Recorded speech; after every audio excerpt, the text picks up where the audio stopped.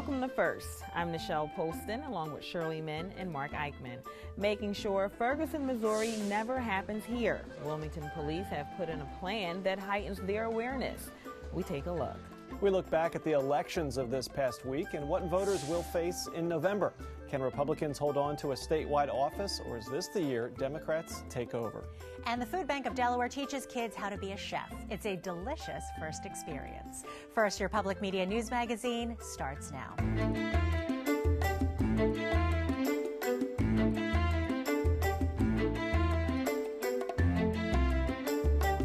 There has been a lot in the news over the last month about behavior. This month, the focus is in sports. Last month, people were talking about it in connection with the police action in Ferguson, Missouri.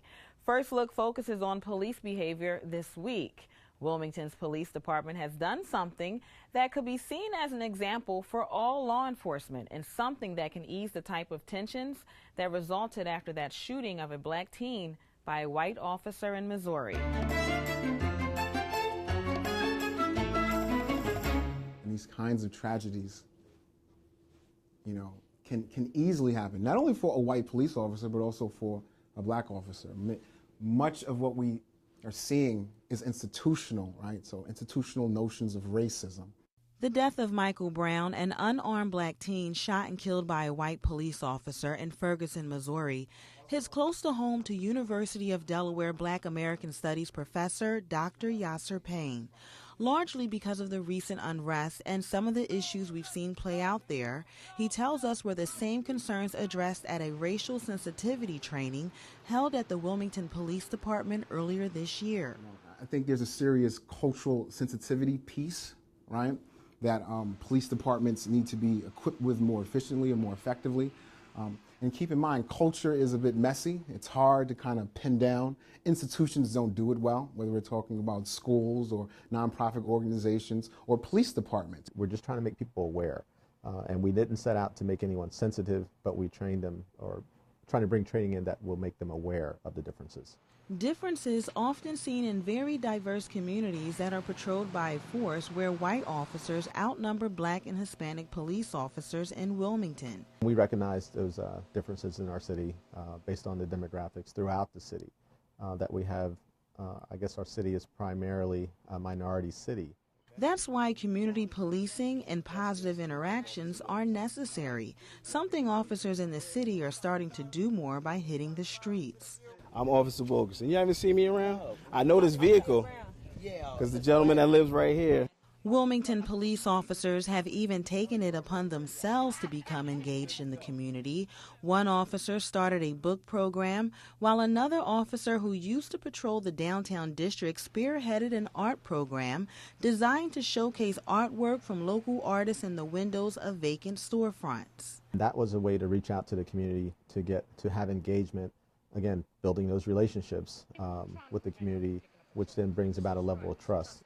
Dr. Payne believes the Wilmington police force is on the right track, especially with Chief Cummings' 3-sector crime plan and the city's ceasefire initiative. But while it is important for police to have positive interactions, is also a certain level of respect that needs to come from the community as well. And the Wilmington Police Department recognizes that with its Citizens Police Academy, where people are invited to come in and learn how to deal with law enforcement. During those sessions and trainings, they're able to express some of their concerns and things that they believe and perceptions that may have gone wrong before, and we can get a better understanding of why things took place. Ultimately creating a better relationship between police and citizens. I think Michael Brown's shooting and murder, right, because that's what it is, it forces us to face our inhumanity. It forces us to face our social callousness. It forces us as a society to face how insensitive we are, right? It forces us to face our notions of racism and classism. It also forces us to recognize, right, our inability and or unwillingness to effectively affect change in these communities. What's next? Dr. Payne plans to visit other area law enforcement agencies to talk about unconscious bias. The Wilmington Police Department is gearing up to host a Citizens Police Academy on September 16th. Residents are invited to take part in the academy, which will be held every Tuesday for 8 weeks. Coming up on First, the race for November is here. What do Tuesday's results mean to voters? And First Experience heads into the kitchen, where the Food Bank of Delaware is passing on great tips to kids who want to learn how to cook. The Delaware primary is in the books, and now it's time for voters to learn what they can about the contests coming up on the ballot in November. WHYY will join with WDEL Radio for 2 debates in October. More on that in a minute. First, let's kick off our review with a look at how the 2 major parties view the November election.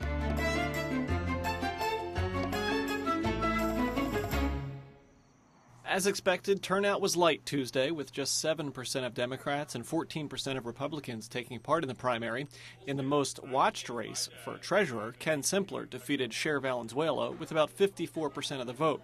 Simpler hopes to use the experience of a close campaign in his general election race against Sean Barney. It was a chance for us to test our message with people who actually had to go into a voting booth and say what matters to us as Delawareans, as Republicans. And I don't think that people that are going to be faced with this question in November will hopefully look at it any differently.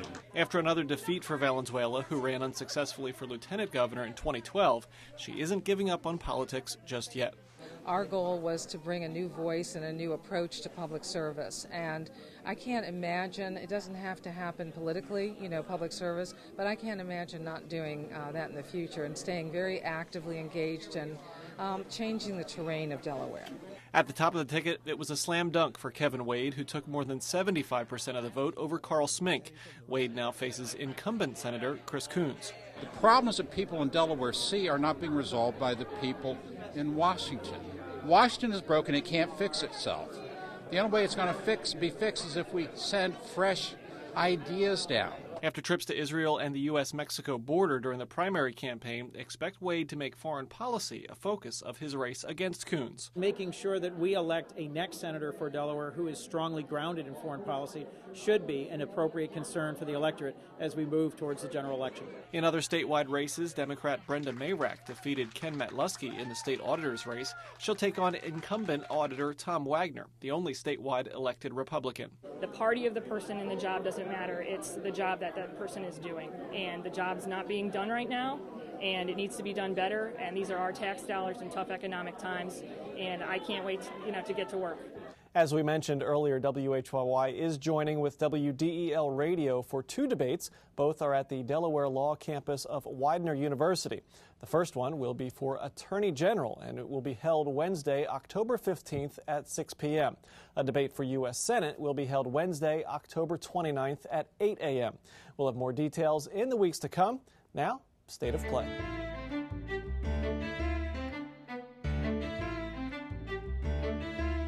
State of Play continues the election conversation. Stephanie Hansen from the law firm of Young, Conaway, Stargett & Taylor is here, along with attorney and MSNBC contributor Michael Stafford joining us. Thanks so much for joining us again. So let's get to it. Everything happened exactly the way we expected. Monday morning quarterbacking, we expected all these races to turn out exactly as they did. So we have Ken Simpler versus Sean Barney in the general for treasurer. A good matchup, kind of what you expected Simpler to beat Valenzuela? I think so. I mean, I believe that's not a surprise that he beat her. I mean, it's a little surprising that it was as close as it was. I think more surprising to me was the fact that Chip Flowers still managed to get 3,000 votes. Actually, Chip Flowers managed to get a third of the votes that came out to vote in the Democratic section of the race. So, and the News Journal didn't report on that. So, that was curious. I mean, with Simpler Valenzuela, her showing was surprising to me. I mean, I did not think she was going to do as well as she did. If I'm, Ken, that's a little disturbing. His biggest problem, though, is just the registration numbers in the general. I mean, can a Republican, can anybody with an R next to their name who's not already an incumbent defeat a Democrat like Sean Barney? And I think that's an open question. My guess is the answer is probably no, but we'll see.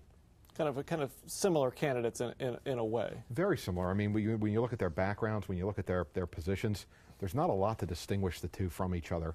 You know, particularly when you take, like, how do Republicans traditionally distinguish themselves in Delaware? A lot of the times it's social issues.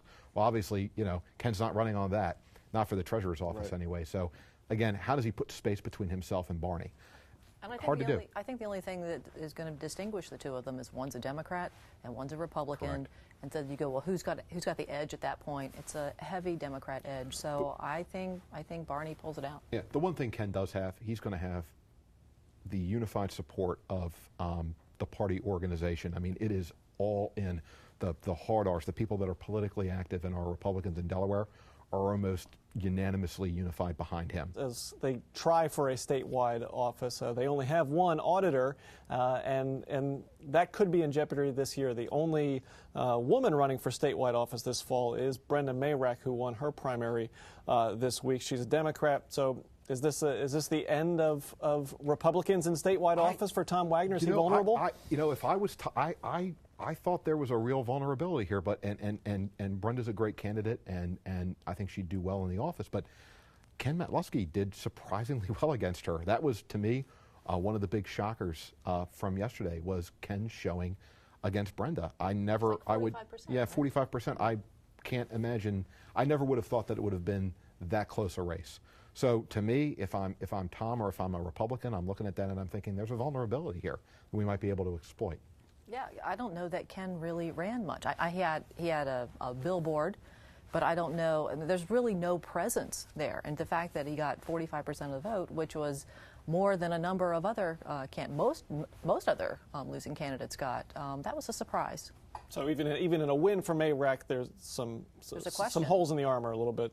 There's a question as to how come the win wasn't wider. She ran about as visible a campaign as I think we've ever seen for an office like the auditor. A lot of it, I mean, there were ads, there were calls, there's a lot of mail, a lot of activity. She's been a very active candidate. And for Ken to come that close, Ken, who, again, was virtually invisible, at least to me, it points to a vulnerability. It really does. Let's head to Sussex County. Stephanie, Councilman Vance Phillips, Sheriff Jeff Christopher, both losing their spots in primaries. For people in Newcastle County, explain why that's such a big deal. Well, it's a big deal because both of them were very visible and they'd been in office for a long time. I think what it really shows is that people vote against shenanigans is really what that's about. Yeah, I mean, Vance has been a leader in the Republican Party. I mean, he's somebody who certainly had, if not at one point, ambitions to higher office. Certainly wanted to be, one of the guys in the back room pulling the strings. So it's a major blow to him. As we all know, I mean, he's been hit with a number of different issues, both political and personal, over the years. I don't think he did himself any favors. Towards the end of the campaign, there was a strange incident on the radio with Dan Gaffney. Right. The list goes on. Those kind of things tip a close race, and I think that's what happened here. And now they're both out of a seat. Our time is up. Thank you, Stephanie Hansen and Michael Stafford. You can catch State of Play online at newsworks.org/Delaware. Click the drop box at the top of the page. Up next, First Person.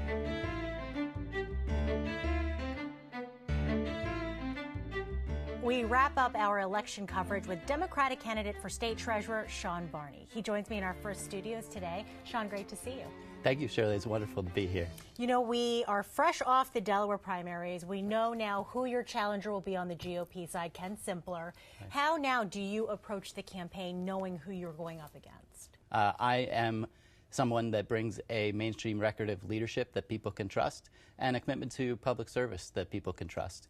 And that's in contrast to Ken Simpler, who brings, frankly, a Tea Party set of policies and priorities that is out of step with Delaware and the last thing that we need to give a statewide platform to here in Delaware. 90 minutes after polls closed yesterday, your campaign manager sent out this release responding to Ken Simpler's win in the Republican primary.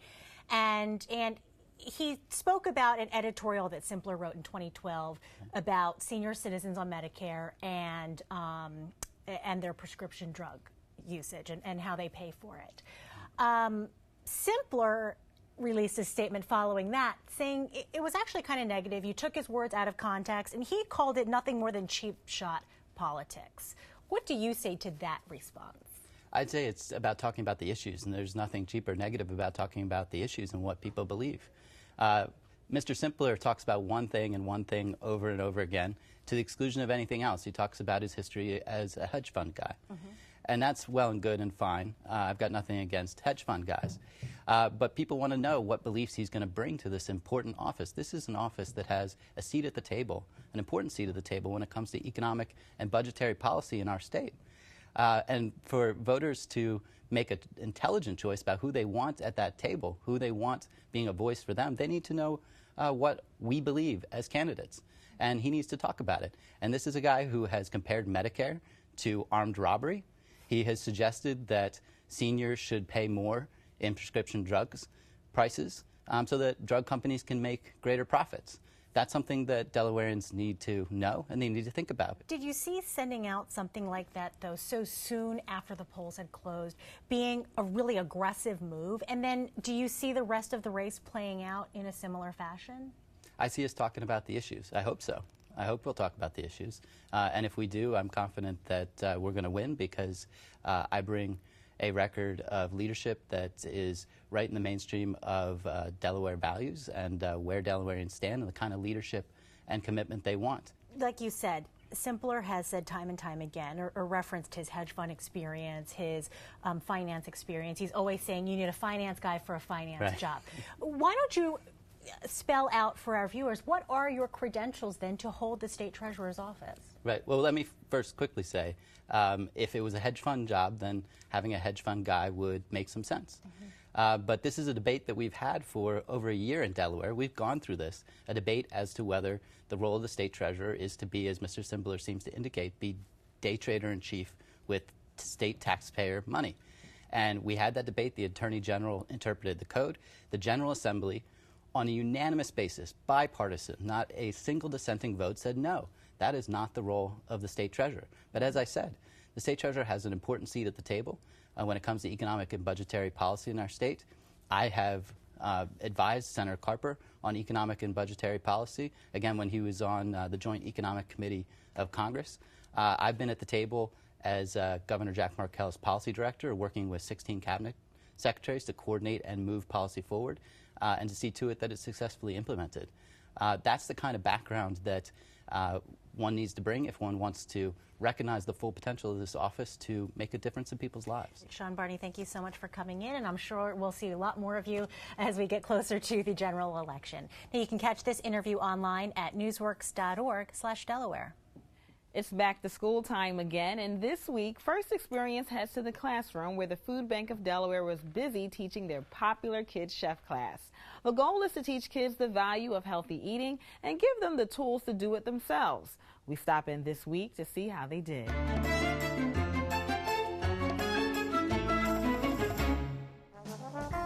Our main mission is to end hunger in Delaware. Kids Chef actually stands for Kids Cooking Healthy, Easy Foods. The Kids Chef program is a 5-session class. Every session we go over a food group. Typically we'll do Monday is fruit, Tuesday is vegetables, Wednesday is grains, and then Thursday is protein and dairy, and then day 5 is more like a wrap-up. Every day they do a recipe that relates back to the food group that they focused on that day. Day 5 is always pizza day, so they make pizza, and we're gonna make a My Plate pizza, so that's gonna incorporate foods from all 5 of the food groups.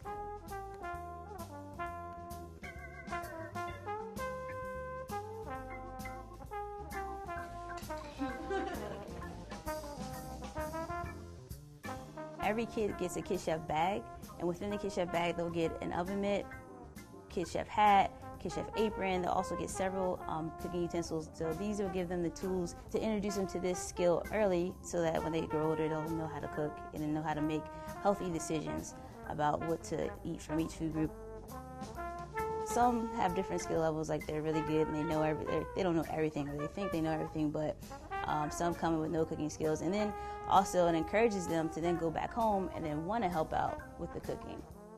There's some kids I've had, they are a little timid, and by the time the end of it, they're into it and they're enjoying themselves. And you got an extra I learned how to cook, and I learned more about nutrition and health and how eating healthy can make you fit. My favorite part was learning about new things, because it's always good to learn new things, even if that's not what you want to do when you grow up, but good to be healthy and fit. The program is basically about getting you to learn how to cook things that you normally eat, but in a healthier way. It's really fun. I had a parent actually call me and leave me a voicemail about how, her son is so super excited and she thinks that we're doing a great thing. She's like, I think it's really important that boys know how to cook and things like that. And he's really excited. He wants to help out more around the house. I learned how to cook, and I learned how to prepare dishes for myself and how to eat healthy more than I should without my usual meals. I learned about most vegetables and most fruits that I didn't know about now, and certain fruits that's in the protein group and in the green group. I love people, interacting with the kids. I definitely like kids, and just seeing them learn and like really catch something and seeing them really engage, that makes me happy, because it makes it worth it to come out here, because you can see that you're reaching them. So I love working with people and teaching the kids and seeing like the impact and their excitement. It's my favorite part. The Kids Chef program is the Food Bank of Delaware's most popular program. They hold classes all over the state all year long. This class was a partnership between the Food Bank and the Metropolitan Wilmington Urban League Summer Career Academy. You can find more information about the program when you visit the Food Bank's website, fbd.org. And next week, see how AI DuPont Hospital for Children's massive new expansion will provide both comfort and care to young patients. We'll take you on a tour. That is first for this week. We thank you for watching. For Nichelle Polston and Shirley Min, I'm Mark Eichman. Have a great week.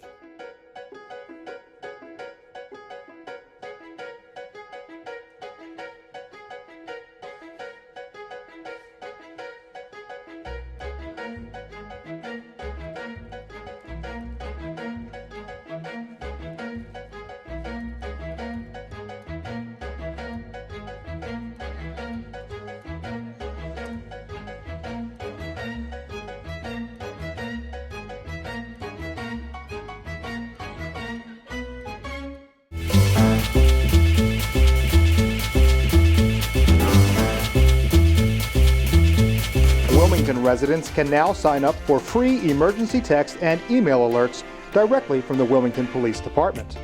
The department can now issue alerts which will simultaneously call landline phones, send text messages and email, and post to social media. The service is free for subscribers and registration is easy.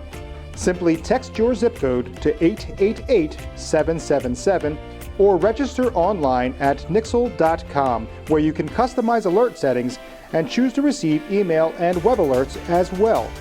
With Nixle, you know. Kids and technology is a topic that can't be ignored. Armed with tablets and smartphones, kids can test their boundaries as they explore the internet, text with friends, and participate in social media. From tweens to teens, our kids are tech savvy, and that means that as parents, we need to be as well. So AT&T has some suggestions to help parents when it comes to technology and children's safety. Get tech savvy. Talk to your kids about the sites they are visiting on the internet and what kind of social media they are participating in. You should even experiment with them yourself. This will give you a better feel in evaluating the risks and potential abuses. Friend them or follow them. Check privacy settings on social media, but emphasize there is no privacy. The more private, the less likely inappropriate material will be received by your child or sent to their circle of acquaintances. But make sure your child understands that everything sent over the internet or a cell phone is public and can be shared with the entire world. So it is important that they use good judgment in sending messages and pictures and sharing on social media. Set rules for texting. Only allow texting at specific times. No texting at school, no texting until homework's done, and no texting after a certain time at night. Tell your child that you have the right to monitor their texts that are sent and received. Research what your carrier offers that can help. AT&T has smart limits, which allows parents to block unwanted calls and texts from up to 30 numbers. It also allows parents to set monthly limits on text and mobile purchases, and to restrict texting, data usage, and outbound calling during specified times during the day. Set boundaries. A parent's responsibilities in overseeing their child's technology use are not much different than in other areas of daily life. Set clear boundaries on appropriate and inappropriate uses of technology. Make sure that these rules and the consequences of breaking them are clear, and monitor use to make sure that they are following the rules. Wilmington City Council and AT&T hopes that armed with a little knowledge, parents can help support their children's use of technology safely and responsibly. To learn more, please visit us at www.att.net/smart controls. Thank you.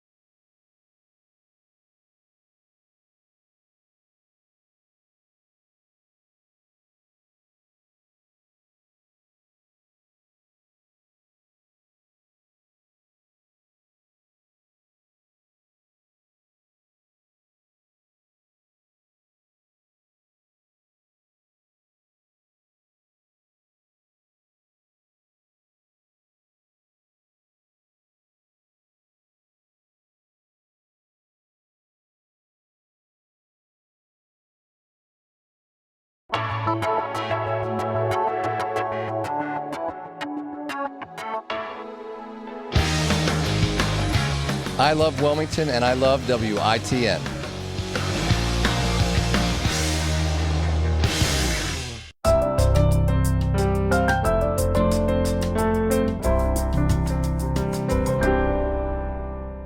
Stable, affordable housing is an integral part of Delaware's economy and every family's quality of life.